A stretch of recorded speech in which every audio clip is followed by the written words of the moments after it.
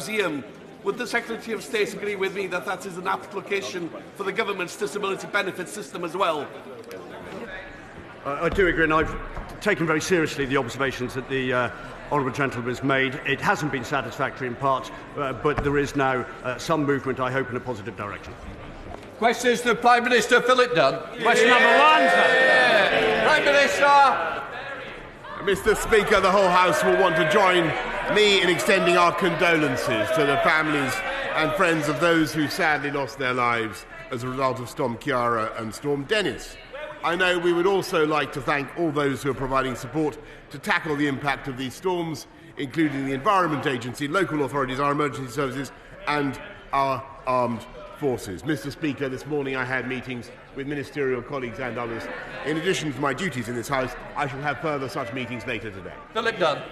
Mr. Speaker, I'd like to associate myself with the thanks from the Prime Minister to all those helping in the aftermath of Storm Dennis. It's brought record high water levels. Record high water levels in the rivers Severn and Trent, and over 100 properties in my constituency have been flooded, bringing misery to those affected. The Severn in Bridgnorth, as we speak, has just breached its banks. Will the Prime Minister use his influence in the budget and later this year in the Comprehensive Spending Review to increase infrastructure spending on flood defences for communities at risk, and as part of his determination in this year of COP26 to show global leadership taking action on climate change, adaptation and mitigation? Indeed I can, Mr. Speaker, and I thank my right honourable friend. I can say that we have been ensuring that the Ministry of Housing, Communities and Local Government is able to extend the Bellwin scheme where appropriate, and I can also tell my right honourable friend that, of course, we are investing massively in flood defences. £2.6 billion has already gone in, and as he knows, we are pledged to commit another £4 billion to defend this country against flooding. Jeremy Corbyn. Thank you, Mr. Speaker. My thoughts are with those suffering across the world from the coronavirus, and I want to send a message of praise to medical and emergency staff all over the world for what they're doing to try and stop the spread of this disease. And I hope that public health services in Britain will get the resources they need. And there is an urgent question on this after Prime Minister's question time today. Thousands of people across the country are also still struggling with the devastating impact of the floods. I want to pay tribute to the work of the Environment Agency, the Scottish and Welsh governments, council staff, fire service who are helping local residents, and the huge numbers of community volunteers who pitched in to help their neighbours. Does the Prime Minister agree with the Conservative leader of Derbyshire County Council that he's turned his back on the people affected by the floods? Mr. Speaker, since the flooding began, this government has been working flat out night and day to ensure that the people in this country get the support that they need, activating the Bellwin scheme, making sure that business gets the recovery relief that they need, the business rate relief, and, as I told the House just now, putting £2.6 billion now into flood defences and £4 billion more to come. Jeremy Corbyn. Mr. Speaker, you can't give local authorities the clear message you support them and then turn your back on them. Not my words. Conservative council leader said that. When I visited Pontypridd last week, I saw at first hand the damage and destruction that these floods have caused to people's lives, homes and businesses. But the Prime Minister was silent, sulking in his Grace and Favour mansion at Chevening. After 2 weeks of flooding, Mr. Speaker, there are now even memes being produced not asking, where's Wally, saying, where's Boris? When is the government going to stop hiding and show people that he actually cares? Or is he too busy going about some other business? Maybe if he's too busy, he could send his chief advisor, Dominic Cummings. I'm sure he'd be very well received in all the flooded areas. Mr. Speaker, I'm very proud of the response the government has mounted over the last few days. and we convened the National Flood Response Centre on the 14th.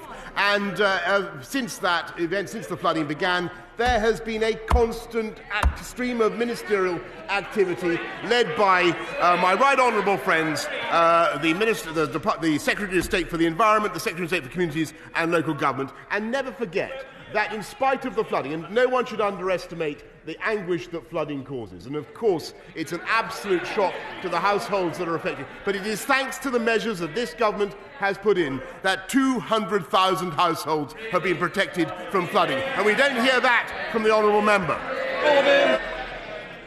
During the election campaign, I wrote to the Prime Minister demanding that Cobra be called to deal with the floods at that time. He very reluctantly agreed with that and eventually did call a meeting of Cobra. The situation now is even worse across the country than it was then. No Cobra has been called, or is he just pretending to care when he doesn't really care at all because there's no votes on the line at this moment? Mr. Speaker, as he knows perfectly well, there has been a stream of ministerial meetings since the flooding began. The National Flood Response Centre was convened on February the 14th, and I have been directing things, as he perfectly knows. Cobra is a reference to Cabinet Office Briefing Room A. It is not the only room in which meetings can take place, Mr. Speaker. Mr. Speaker, the issue is very serious for people around the country whose homes are being flooded. They need help and support. They don't need trite answers like that from their Prime Minister. Time and again, communities and lives are being put at risk, and the government simply refuses to acknowledge the scale of the problem. Does he agree with his honourable friend, the member for Shipley, who said the government has done precious little to stop the floods happening again? Mr. Speaker, let me repeat for the benefit of the right honourable gentleman that this government has a fantastic record of investing in flood defences and will continue to do so. And the reason we can do so, the reason we've been able to commit £2.6 billion to flood defences and we're able to pledge another £4 billion, Mr. Speaker, is because this government is running a strong and successful and robust economy which he would ruin. Jeremy Corbyn! If that is the case, Mr. Speaker, why then is the government investing less than half of the amount of money the Environment Agency of England says is necessary to improve flood defences across the country? They say £5.6 billion is needed. So far as I'm aware, the government is investing less than half of that. Many areas in the households that I've visited, and you know what, I've learnt a lot from visiting victims of floods. The Prime Minister should try it one day. They told me they can't actually afford the insurance on their homes as the costs have skyrocketed. Recent studies have shown that 20,000 homes are not protected by the government's insurance scheme, are also not protected by flood defences. That's 20,000 homes with no insurance and in danger of being flooded imminently. Isn't it time the Prime Minister found a very urgent solution to this problem? Just imagine what it's like to live in a home that's in danger of being flooded, you can't get it insured, and if you own it, you can't sell it or can't move. You are totally stuck. They are looking for the government to help them out at their time of crisis.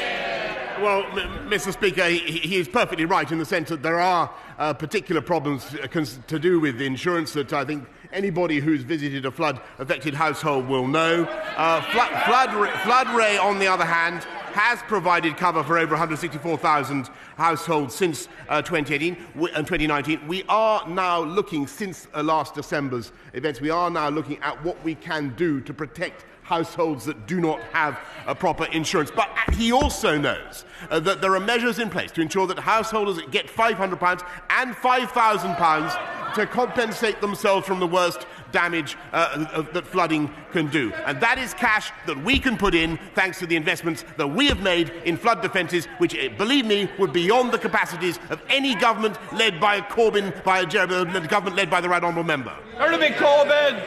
The Welsh Government have done their best to step up to the crisis despite the underfunding from Westminster. The Prime Minister was keen to pose for cameras when there's a crisis on during the election, but he often goes AWOL. He was late to respond to the London riots because he was on holiday. He was on a private island when the Iranian general was assassinated. And last week, he was with his head in the sands in a mansion in Kent. The MP for Calder Valley, another of his colleagues, said it's not good enough. How can the country trust a Prime Minister, a part-time Prime Minister? Last night, schmoozing Tory party donors at a very expensive black-tie ball, instead of getting out there and supporting the people who are suffering because of the floods. This government needs to step up to the plate and invest in defences and ensure there is real insurance for people whose homes are being ruined by these floods as we speak. Mr. Speaker, the right honourable gentleman asked what this government has been doing in the last few days. Well, let me tell you, not only have we been investing massively in flood defences and compensating those who suffered from flooding, but we've been stopping the early release of terrorists. We've restored the nurses' bursary. We're beginning work on 40 new hospitals. We're recruiting 20,000 more police officers. And we can do that, Mr. Speaker, because we have a strong and dynamic economy with employment at record highs, unemployment down to the lowest levels since the early 70s, wages going up, home ownership up. And what are they doing, Mr. Speaker? They're still deciding. Listen to them jabbering away, Mr. Speaker. Jabbering away. I think we'll have a little bit more silence on the second round. Prime Minister. Quite right, Mr. Speaker. Jabbering away because they still can't decide whether or not they want to be in the European Union. And the hottest topic of debate in the Labour Party is what job should the right honourable gentleman have in the shadow cabinet after the leadership election. Mr. Speaker, they are engaging themselves in narcissistic debate about the Labour Party. We are getting on in delivering on the people's priorities. The Prime Minister will be aware of the concern in settled rural communities such as those in North East Hertfordshire because of intentional, unauthorised development of travellers' sites. This leads to large numbers of lorries, large numbers of caravans coming onto land where there's no planning permission, and then subsequently the ignoring of enforcement when the local authority tries to intervene. The government has said that it will bring forward measures to try and tackle these planning issues. Will the Prime Minister put his authority behind this and get it sorted out? Mr. Speaker, I take that issue very seriously, and I thank my right honourable friend for raising it. We're giving local authorities more powers to reject intentional, unauthorised development, and we will be consulting on the details of those proposals in a forthcoming white paper, and I hope that he will contribute to those consultations. In Blackfoot. Thank you, Mr. Speaker. This week, we learned that 40% of small businesses in Scotland employ more than one EU national. Mr. Speaker, immigration is crucial for Scotland's economy. So it's no wonder that the Scottish Government's proposals for a Scottish visa system have been universally welcomed by businesses and charities alike. Even the Scottish Tories think it's a good idea. The Prime Minister rejected these proposals within a few short hours. Does he now admit this was a mistake? Mr. Speaker, it was not only I who rejected the proposal, but also, of course, the Migration Advisory Committee, and that is because we are bringing forward a very sensible proposal which the people of this country have long desired, whereby we take back control of our immigration system with a points-based system, and we will ensure, because the right honourable gentleman has an important concerns to raise, we will ensure that everywhere in this country, all businesses, all agricultural sectors, all the fishing communities in this country will be able to access the labour and the workforce that they need under our points-based system. But what will be the height of insanity, Mr. Speaker, would be to proceed with the SNP's solution of a border at Berwick between England and Scotland. Once again, the Prime Minister shows he is utterly delusional. Let's look at the reality. Scottish Care has said that the Prime Minister's damaging immigration plans shut the door on enabling people to be cared for in their own home. The General Secretary of the GMB Union says the plans could genuinely tip businesses over the edge. Scotland's National Farmers Union have said their evidence has been disregarded by the UK government. And the Scottish Tourism Alliance say their plans will have devastating impact for Scotland's workforce. We know, Mr Speaker, that senior figures in the UK government have said what the Scottish Parliament decides, and I quote, doesn't matter one jot. If the Prime Minister thinks the Scottish Parliament doesn't matter, the Scottish businesses matter, Prime Minister. Mr Speaker, of course, Scottish businesses matter, and the way to do well by Scottish businesses would not be to tax them with the highest tax rates in the UK. It would be to run a sound economy in Scotland. It would be to have an educational system that doesn't leave Scottish children lagging behind through no fault of their own. Mr Speaker, this government will get on and deliver a working immigration system for the whole of this country, and I may say respectfully to the right honourable gentleman who shouts at me from a sedentary position that once again he would be better off getting on with delivering for the people of Scotland, rather than continuing with his ceaseless and vain quest to break up the United Kingdom, because he will not succeed. Laura Trott. Is delivering for the people. So I'm sure the Prime Minister shares my concerns about the delay in the delivery of the Maidstone East line, which runs through my constituency and others. Will the Prime Minister intervene to ensure there are no further delays in this vital railway line? Mr Speaker, I thank my honourable friend for rightly raising the issue of rail connections with Maidstone East and the City, and I can tell her that in addition to the 48 billion that we are putting into the railways, my right honourable friend, the Secretary of Transport, has just indicated to me that those connections are his highest priority. Doherty Hughes. Thank you, Mr Speaker. Graham was born with cerebral palsy, unable to talk, walk or feed himself. He brought joy and love to all who knew him.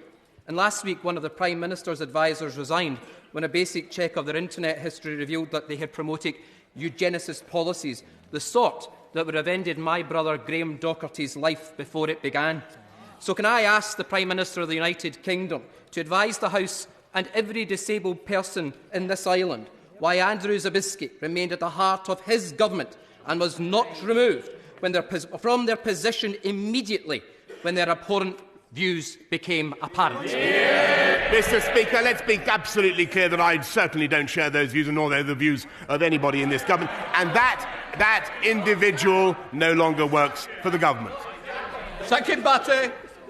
Does the Prime Minister agree that through the establishment of the Office for Environmental Protection, which will hold this government and future governments to their environmental commitments, it is the Conservatives who are driving the environmental agenda? And will he join me in commending the Conservative-led Solihull Borough Council for their commitment to be carbon neutral by 2030? Mr Speaker, it of course brings me a great joy to congratulate Solihull Borough Council on their path-breaking leadership. Of course, they are following in the footsteps of the national government and Right Honourable Lady for Maidenhead, who led the way in setting a carbon zero target by 2050. This Conservative government is going to leave our country, our environment, in a better state for the next generation. Black. Thank you, Mr. Speaker. I have a pregnant constituent with her due date in the next couple of weeks. She is currently on universal credit, and after deductions, including an advance, she is left with a grand sum of £111 a month to feed herself, to heat her home and to prepare for her child. Now, I know the Prime Minister will likely want more details about this case and will be happy to help, but I want to ask him, in principle, as the Prime Minister, does he think that £111 a month is enough for anyone to live on? Well, Mr Speaker, I'm of course very happy indeed to look at the case and to do whatever we can to help with the individual case. But I must say to her that in the round, universal credit has helped and is helping 200,000 people into work. There is an estimated 1 million disabled households who will get around £100 more per month as a result of universal credit. And I'm proud to stand by a record of helping people into work and off welfare, but as I said to her before, I'm more than happy to look at the case, and the answer to her question in a word is no. Ben Bradley.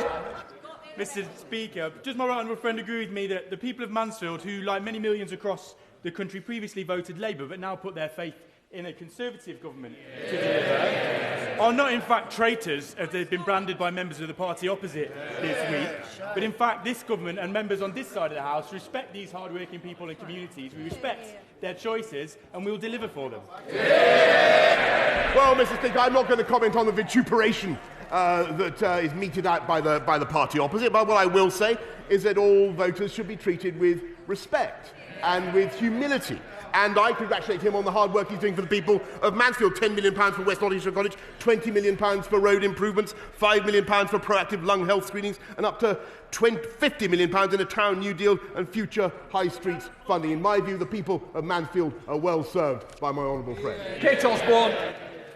Mr. Speaker, like many other sub-postmasters, my constituent Chris Head was victim to the Post Office Horizon IT system scandal. These errors have resulted in bankruptcy, imprisonment and even suicides. Will the Prime Minister today assure Chris and others that he will commit to launching an independent inquiry? Mr. Speaker, I am indeed aware of the scandal to which she alludes and the disaster that has befallen many post office workers, and I'm happy, and I've met some of them myself. I'm happy to commit to getting to the bottom of the matter in the way that she recommends. Miriam Kate. If you live in one of the rural villages in my constituency, it can take a whole day to travel to and from a hospital appointment because bus services are so few and far between. As a fellow bus enthusiast, will my right honourable friend assure me that some of the £5 billion in the pipeline for bus services will go towards improving routes in Penistone and Stocksbridge? Mr. Speaker, my honourable friend is absolutely right about the vital importance of buses and their transformative power, but as for the detail about what will happen in Penistone and Stockbridge, she will have to await the upcoming national bus strategy, which will be along very shortly. Trevor David. Mr. Speaker, before the last successful climate change talks in 2015 in Paris, I led the British preparations, including delegations of the 3 preceding UN climate talks. Global action on climate change only happens when the host nation engages with the world's largest nations in advance at the highest political level. So as the host of the 2020 climate talks, will the Prime Minister today publicly commit himself to meeting President Xi of China, Prime Minister Modi of India and US President Trump to secure for the Glasgow talks global action on the climate emergency? I'm grateful to the right honourable gentleman. I can tell him and tell the House that, of course, I've already engaged just last week with President Xi of China, repeatedly with President Modi of India, Prime Minister Modi of India, and also, of course, already on this subject with President Trump. But there will be an intensifying drumbeat of activity in the run-up to Glasgow. Good luck. No doubt remember with the same fondness the conversations that we had when he was outlining his plan for global Britain. I welcome very much what he has been saying about the defence review that is now planned and his priority on having a strategy-first, foreign policy-led review. Will he please make a statement to this House so that the views of this House can be heard, bringing together trade, aid, defence, foreign affairs and, of course, defence? I can, of course, give that commitment when the moment is right, Mr. Speaker. The Prime Minister has a laundry list of climate promises. No doubt he'll read them out shortly, but he can't escape the fact that net zero won't be reached until 2099 on current rate of progress, not the 2050 he claims, let alone the 2030 we probably need. Even JP Morgan says human life as we know it is under threat. He can't be a climate denier, can he? So when will he take climate crisis seriously? Mr. Speaker, these aren't promises, these are what we've already done. And it's thanks to Conservative action on climate change that we've reduced CO2 output by 43% on 1990 levels since 2010. And the economy has grown by 73%. 99% of all the solar panels installed in this country have happened under this Conservative government. And let me tell you that in 1990 this country was 70% dependent on coal. Today it's 3%, and they'd reopen the coal mines, Mr. Speaker. Thank you, Mr. Speaker. John Downey, the IRA terrorist responsible for the Hyde Park bombing in 1982, which killed 11 soldiers, received a letter of comfort from the government, and his trial collapsed. Corporal Dennis Hutchins received a letter in 1974 saying he would not be prosecuted in connection with the shooting incident which took place in Northern Ireland. He was then investigated again in 2011 and told there was no further grounds for taking any action. Does the Prime Minister accept that if Dennis Hutchins goes to trial on the 9th of March, all the assurances, all the promises, the manifesto commitment will amount to nothing more than meaningless, empty platitudes?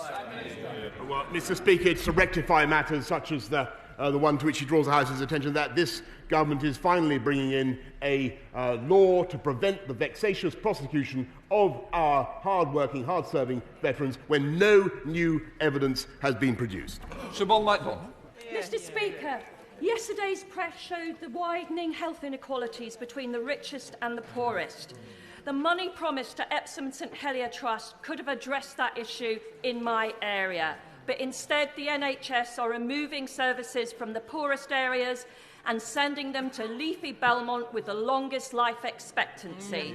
St Helier Hospital will become a glorified walk-in centre. No A&E, no maternity unit, no children's services, 62% of beds gone. Will the Prime Minister reassure me that he will look at this to show that much doesn't have to always get more? Mr. Speaker, in addition to the 14 new hospitals that we are building, part of the 33.9 billion initial investment that we're making, in the record investment that we're making into the NHS, I can tell her that Epsom and St Helier Hospitals, University Hospitals NHS Trust, will receive £500 million to redevelop its estate and world-class facilities on that site. Mr. Speaker, will the Prime Minister promise to resist in all circumstances the sellout of our fishing communities so that we can ensure that on the 1st of January next year we take back control of our fishing waters and become an independent coastal state once again? I will indeed, Mr. Speaker, and I hope her words were listened to very carefully by the members of the Scottish Nationalist Party, because it is they who would hand back control of our fishing to Brussels. Donald Jones. Thank you, Mr. Speaker. There are families and businesses in my constituency who have been left devastated after Storm Dennis tore through their properties. The strength of our union is based on sharing resources at people's time of need. But so far, not a penny announced by the United Kingdom government will benefit Wales, where the cost of repair is going to cost hundreds of millions of pounds. The Prime Minister talks the talk on the union, but will he today commit a cast-iron guarantee that he will provide the major new funding that Wales needs to recover from these floods? Well, the honourable gentleman is quite right to raise the issue of flooding in Wales, where of course it is a devolved matter, but nonetheless this government is committed to working flat out with the Welsh devolved administration to ensure that everybody gets the flood relief that they need. And that cash, yes, of course, it certainly will be passported through. Michael Longgate. Dudley is set to receive £25 million investment via the government's Towns Fund. Thank you. So we are looking to use this money to secure a university campus near the town centre. Will the Prime Minister lend his support for this scheme in order to level up and generate greater opportunity for Dudley people and the greater Black country? Well, I thank my honourable friend for what he's doing to champion Dudley in the Black Country, and I will certainly look at what I can do to be there in person. Is that what he's asking for? I'll do. Be careful what you wish for. To be there in person to support what sounds like an excellent scheme. David Linden. As we've seen today, religious intolerance in India is on the rise, be it with the anti-Muslim citizenship laws or Christians whose prayer meetings are disturbed and then subject to brutal beatings. So will the Prime Minister agree to meet with me and a representative from Christian Solidarity Worldwide to look more closely at this issue and ensure that India upholds the freedom of religion and belief? Mr. Speaker, the honourable gentleman raises an absolutely crucial issue which I'm particularly concerned to defend and advance myself, and that's why I was very pleased to appoint my honourable friend, the member for Gillingham and Rainham, to be our special envoy for freedom and religious belief, and to protect those of a Christian faith in India and indeed around the world. I'm more than happy to meet the honourable gentleman. Daniel Kaczynski. Thank you, Mr. Speaker. The Prime Minister will know of the appalling misery that the residents of Shrewsbury are facing with the deluges of floods that have affected our town. I'm very pleased that the Minister for Flooding, our honourable friend, the member for Taunton Deane, is visiting Shrewsbury tomorrow. She's doing an excellent job. But will the Prime Minister ensure that the proposals put forward to government for a more holistic approach to managing the River Severn are looked upon seriously, because Shrewsbury cannot continue to suffer this level of economic damage with repeated floods? Mr. Speaker, my honourable friend is absolutely right to raise the concerns of the people of Shrewsbury in the way that he does, and everybody can see how serious the problem is now with the Severn, and I will ensure that the Department of the Environment working with the Environment Agency, takes necessary steps. Mr. Speaker, Sir Michael Marmot's damning findings outline the devastating impact that a decade of this government's cuts has had on a constituency like mine in Gateshead. Since 2010, Gateshead Council's spending power has been cut in real terms by around 50%, or £160 million per year. Our local safety net has been removed. What does the Prime Minister intend to do as a matter of urgency to reduce the stark and worsening health and life expectancy inequality between north and south, rich and poor, so that people in the poorest areas of my constituency can expect to live as healthily and as long as those in the most affluent areas of his constituency? Well, Mr. Speaker, actually I have the highest respect for Professor Marmot and did a lot of work with him in London, and where we did a huge amount to reduce health inequalities and inequalities in life expectancy. But there is more to be done, and I do not deny it. And that is why this government is absolutely committed to uniting and levelling up across our country, with the biggest ever investments in the NHS, with massive investments in education and, of course, in early years provision. And I make absolutely no apology for the campaign for levelling up that we are about to undertake. And I just repeat my point to the House. There is only one way that we can fund this, only one way we can achieve this, and that is to have a strong and dynamic economy. And I would rather have a country and a society where we believed in hope and opportunity and the importance of work rather than welfare and benefits. And that is our approach. Order. I have granted leave to the Right Honourable Member for Bromsgrove to make a personal